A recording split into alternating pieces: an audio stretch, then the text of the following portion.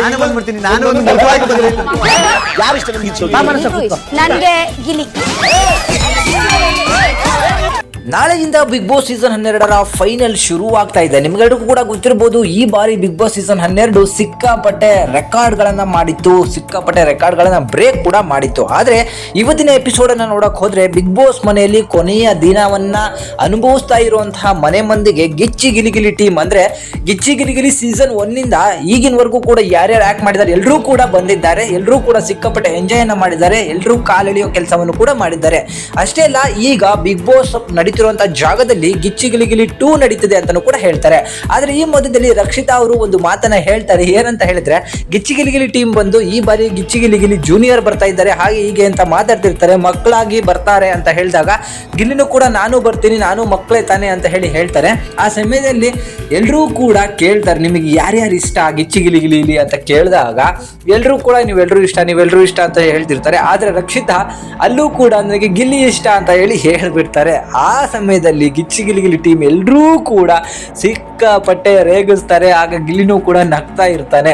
ಏನೇ ಹೇಳಿ ಗಿಲ್ಲಿಯ ಮೇಲೆ ಮನ್ಸಿರೋದಂತೂ ಗ್ಯಾರಂಟಿ, ಅದನ್ನ ಪದೇ ಪದೇ ಹೇಳ್ತಾ ಇರೋದಂತೂ ಗ್ಯಾರಂಟಿ. ಪಾಪ ಏನೇ ಆಗಲಿ ರಕ್ಷಿತಾ ಸಿಕ್ಕಾಪಟ್ಟೆ ಒಳ್ಳೆ ಹುಡುಗಿ, ಸೊ ಅವರು ಕೂಡ ಟಾಪ್ 2ಗೆ ಬರ್ತಾರೆ ಅನ್ನೋ ಮಾತುಗಳು ಕೂಡ ಬರ್ತಾ ಇದೆ. ಯಾಕಂದ್ರೆ ಅಶ್ವಿನಿಗೆ ಟಾಂಗ್ ಕೊಡುವಂಥದ್ದು ಅವರೇ, ಇನ್ಯಾರೂ ಕೂಡ ಇಲ್ಲ ಅಂತ ಹೇಳಿ ನನಗೆ ಅನ್ನಿಸ್ತೆ. ಟಾಪ್ 3ಯಲ್ಲಿ ಬರುವಂಥದ್ದು ಗಿಲ್ಲಿ, ರಕ್ಷಿತಾ ಅಥವಾ ನಮ್ಮ ಅಶ್ವಿನಿ ಅವರು ಅನ್ನೋದು ನನ್ನ ಅನಿಸಿಕೆ.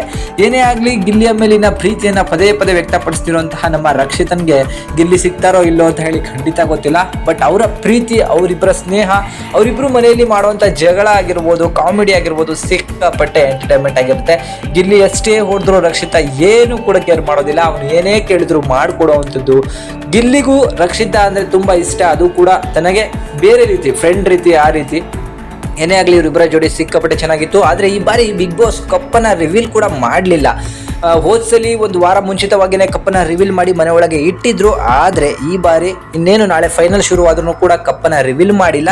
ಸೊ ನಾಳೆಯಿಂದ ಸಂಜೆ 6 ಗಂಟೆಗೆ ಬಿಗ್ ಬಾಸ್ ಫೈನಲ್ ಶುರುವಾಗುವಂತಹ ಚಾನ್ಸಸ್ ಇದೆ. ಇಲ್ಲಾಂದರೆ ಭಾನುವಾರ ಸಂಜೆ 6 ಗಂಟೆಗೂ ಶುರು ಆಗ್ಬೋದು.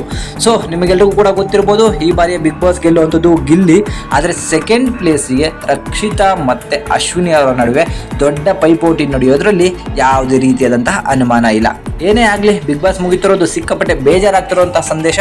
ಸೊ ಅದರ ಜೊತೆಗೆ ನೆಕ್ಸ್ಟ್ ಬಿಗ್ ಬಾಸ್ ಹೇಗಿರುತ್ತೆ ಅಂತ ಹೇಳಿ ಎಲ್ಲರೂ ಕೂಡ ಊಹೆಯನ್ನು ಮಾಡಬೇಕು. ಯಾರು ಬರ್ತಾರೋ ಖಂಡಿತವಾಗಿ ಗೊತ್ತಿಲ್ಲ, ಯಾಕಂದರೆ ಅವರ ಮೇಲೆ ದೊಡ್ಡ ನಿರೀಕ್ಷೆ ಅಂತೂ ಇರೋದು ಗ್ಯಾರಂಟಿ.